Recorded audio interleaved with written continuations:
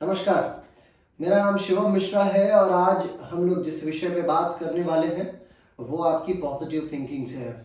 फिलहाल मैं आपको डीएमआईटी टेस्ट के विषय में थोड़ी बातें बताऊंगा और थोड़ा ये ज़रूर बताऊंगा कि आखिर किस प्रकार से अलग अलग विधाएं आपके मस्तिष्क के ऊपर बहुत इंपॉर्टेंट रोल प्ले करती हैं और स्पेशली तब जब कोरोना का समय चल रहा हो और आप अपने मानसिक अवस्था के ऊपर नहीं पहुंच पाते। कई बार स्थितियां ऐसी आ जाती है जहां पे आप बहुत पॉजिटिव होते हुए भी निगेटिविटी आपके ऊपर हावी होने लग जाती है। मतलब हमें ये दो शब्द अपने अंग अवयव में बहुत अच्छे तरीके से स्पेशली मस्तिष्क में बिठा लेना चाहिए।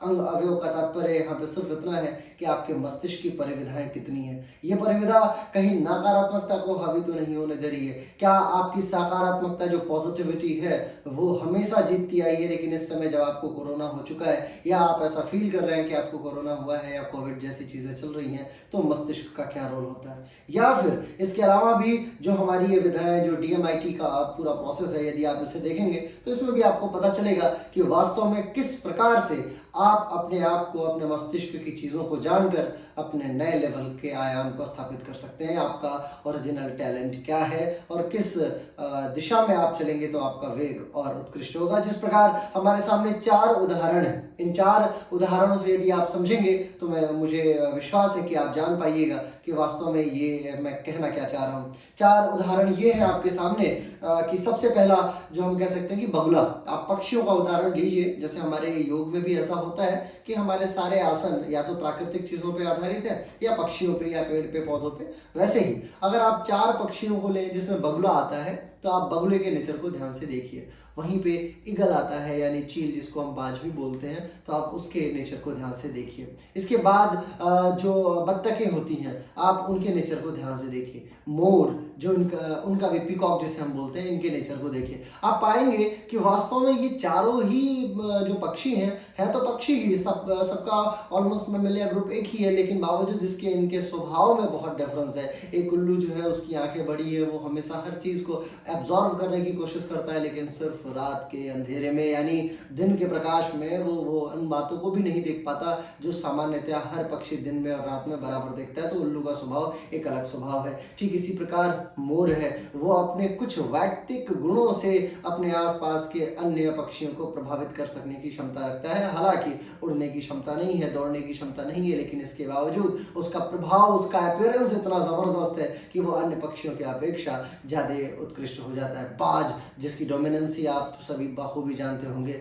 उसको किसी दुनिया से कोई लेना देना नहीं है, किसी से कुछ लेना देना नहीं है, लेकिन जब वो आता है तो उसकी एंट्री अपनी ही तरीके की होती है और वो अपना काम करता है और अपनी सिद्धि संकल्प से सिद्धि की तरफ होता हुआ निकल के चला जाता है। ठीक इसी प्रकार यदि आप बत्तख देखिए, बहुत सौम्य स्वभाव, स्थिरता, निर्मलता, कोमलता प्राप्त करते हुए अपने जीवन के एक लक्ष्य को प्राप्त करती है, जिसमें उसके बच्चे का जन्म होता है और फिर धीरे धीरे वो अपने जीवन की लीला को समाप्त करती है। अर्थात ये है पूरा माजरा कि अगर आप ध्यान से देखें तो 4 ये पक्षी, आप इन उदाहरणों को मनुष्यों के ऊपर भी बाखूबी अप्लाई कर सकते हैं। मस्तिष्क की परिविधाओं में हर व्यक्ति की अवेलेबिलिटी, उसकी क्या उसका डिससेटिस्फैक्शन से क्या उसका सेटिस्फैक्शन है, ये बाखूबी अलग होता है। अब यदि हम बात करते हैं थोड़ा सा साइंटिफिक पैटर्न में, तो हमारे शरीर में मस्तिष्क जो है वो ऊपर के हिस्से में पाया जाता है। ये हिस्सा होता है, इसमें कुछ हड्डियां होती हैं जिसको हम जैसे फ्रंटल बोल सकते हैं, ऑक्सीपिटल होती है, पैराइटल होती है, ये कुछ हड्डियां हैं। इसमें सेरिब्रम होता है, सेरिबेलम होता है, इसके अलावा पोन्स होती हैं, मेडुला ऑब्लंगाटा होती है।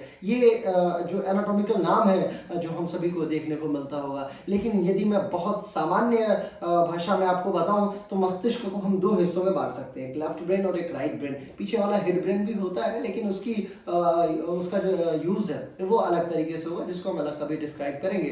फिलहाल हम लेफ्ट और राइट के विषय में बात करते हैं। इमोशनल इंटेलिजेंस हो जाए, इमेजिनेशन हो जाए, एक्सप्रेशन हो जाए, या इस तरीके की जो चीजें हैं जहाँ पे आप कोई क्रिएटिविटी काम करते हैं, या आप जहाँ पे आपका जो ये राइट हेमिस्फीयर है, ये इन सब के लिए उत्तरदायी है। लेकिन लेफ्ट हेमिस्फीयर कहीं ना कहीं पॉजिटिविटी के लिए बहुत ज्यादा उत्तरदायी होता है। यानी आपका जो आपका जो बायां हिस्सा है वो आपके पॉजिटिविटी के लिए उत्तरदायी है। अब बात करते हैं आखिर ये निगेटिविटी और पॉजिटिविटी। देखा आपने, मैंने निगेटिविटी का नाम नहीं लिया क्योंकि आपको ये समझना बहुत जरूरी है कि आखिर निगेटिविटी और पॉजिटिविटी है क्या।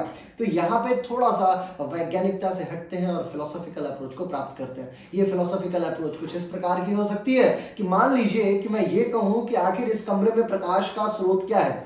आखिर या तो यहाँ पर प्रकाश है या अंधकार है, और यदि हम ध्यान से सोचेंगे तो हम अभी आप सभी को लग रहा होगा कि यहाँ प्रकाश है, लेकिन वास्तविकता ये है कि इस कमरे में शाश्वत अंधकार है। यानी जो निगेटिविटी, जो आप कहते हैं, जो आपको लगता है कि नकारात्मकता ही शाश्वत है, अगर आप ये प्रश्न अपने मस्तिष्क में बिठाते हैं कि क्या शाश्वत है, क्या सकारात्मकता शाश्वत है या नकारात्मकता शाश्वत है, तो आप इस शाश्वत ज्ञान के तौर पे नकारात्मकता को ही पाइएगा, क्योंकि जिस चीज का स्रोत ही ना हो, जो हमेशा अवेलेबल हो, वही तो शाश्वत है। यानी इस दुनिया में यदि प्रकाश आ रहा है तो उसका सबसे बड़ा स्रोत सूर्य है। सूर्य जो है, यदि सूर्य ना हो तो यहाँ अंधकार तो है ही है। जहां पे सूर्य नहीं है वहां अंधकार है। इस कमरे में ये लाइट जल रही है, ये बल्ब जल रहा है तो प्रकाश है। यदि ये प्रकाश ना हो तो अंधकार तो है ही है, और अंधकार के लिए तो आपने कोई बल्ब लगाया नहीं है। ठीक इसी प्रकार आपके मस्तिष्क की अवस्था होती है, यानी यही आपका right brain by default activate रहता है।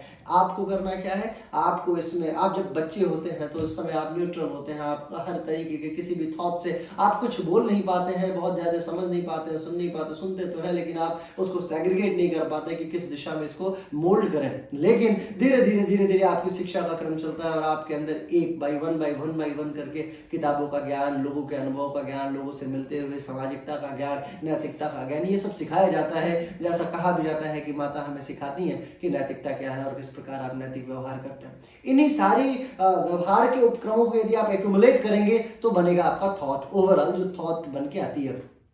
अब यदि थॉट को हम लोग और सेग्रीगेट किया जाए तो हम इस प्रकार कह सकते हैं कि मान लीजिए कि जिस समय आप नकारात्मक हो रहे हैं तो आप ये सूरज वाला उदाहरण याद कीजिए भाई, जिसके लिए आप ये सोच रहे हैं कि मैं नकारात्मक हो रहा हूं, ऐसा बिल्कुल मत मानिए कि ये नकारात्मकता ही शाश्वत है। हर व्यक्ति हर क्षण निगेटिव है, लेकिन उसकी पॉजिटिविटी के लिए उसको एक बल्ब लगाना पड़ता है। आपका बल्ब क्या है? कुछ लोगों का बल्ब ईश्वर है, कुछ लोगों का बल्ब उनकी किताबें हैं, कुछ लोगों का बल्ब उनके दोस्त हैं, कुछ लोगों का बल्ब उनका इमोशन है, कुछ लोगों का बल्ब उनका इंटेलिजेंस है, कुछ लोगों का बल्ब उनका एक्सप्रेशन है, कुछ लोगों का बल्ब उनकी फ्रीडम है। तमाम इन चीजों को आप यदि एक्यूमुलेट करेंगे तो आप पाएंगे कि हर व्यक्ति कोई ना कोई बल्ब लगा के अपनी पॉजिटिविटी को बनाए हुए है। ये याद रखिएगा कि हम लोग दिमाग की उस अवस्था में है जिस अवस्था में हमें हर तरीके से अपने प्राचीनताओं में, जो हमने अभी कोविड से पहले जो हमारी सिचुएशन थी, उसके सकारात्मक पहलुओं को देखना होगा। मान लीजिए आप लगातार कोई नकारात्मक न्यूज देख रहे हैं या कहीं ना कहीं नकारात्मकता में आप घुसे पड़े चले जा रहे हैं, तो आपका बल्ब फ्यूज होना,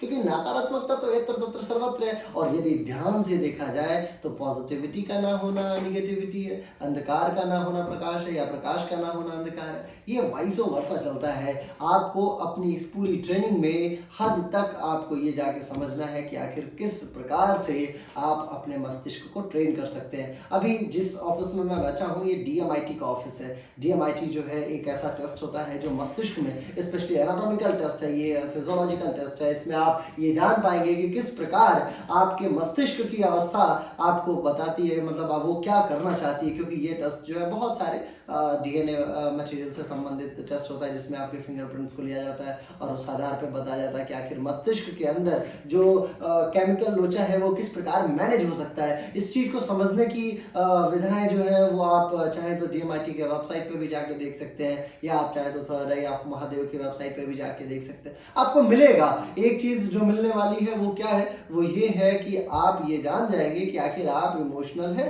या नहीं है, आप चील है, बगुला है, मोर है, बत्तख है क्या? ये जानना भी अपने आप में बहुत बड़ी चीज होगी। और सकारात्मकता के लिए एक बात याद रखिए कि ईश्वर की जो संकल्पना हमारे ऋषियों ने की थी वो सकारात्मकता का ही पर्याय है। आपकी पर्यायशीलता, आपका उद्बोधन, आपका वैयक्तिक विचार, आपकी सामाजिकता, आपकी नैतिकता, आपका स्व उद्बोधन, आपका स्व ज्ञान, आपकी ईश्वर के प्रति अगाधता, प्रेम, विश्वास, ये आपको सकारात्मकता के तौर पे लेके जाता है। वो ऐसा बल्ब बना देता है जो आपके लिए पॉजिटिविटी का माहौल क्रिएट करे। और नकारात्मकता के लिए ईर्ष्या, द्वेष, घृणा, द्वंद्व, अहंकार, चित्त और वृत्तियों की प्रवृत्तियों का बहुत ज़्यादा नकारात्मक होना, ये सारी चीज़ें कहीं ना कहीं निगेटिविटी की तरफ लेके जाके आपको डंप कर देती है। इसके लिए आप हमेशा याद रखिए कि how to manage positive and negative thoughts, ये सर्वाधिक ज़रूरी है, जिसमें आप या तो चाहे तो DMIT टेस्ट से होके आ सकते हैं, नहीं तो योग तो यत्र तत्र सर्वत्र है। बहुत बहुत आभार। यदि आपको लगता है कि वास्तव में हमें कुछ योग के विषय में जानना है या DMIT के विषय में जानना है, तो आप मुझे बताइए,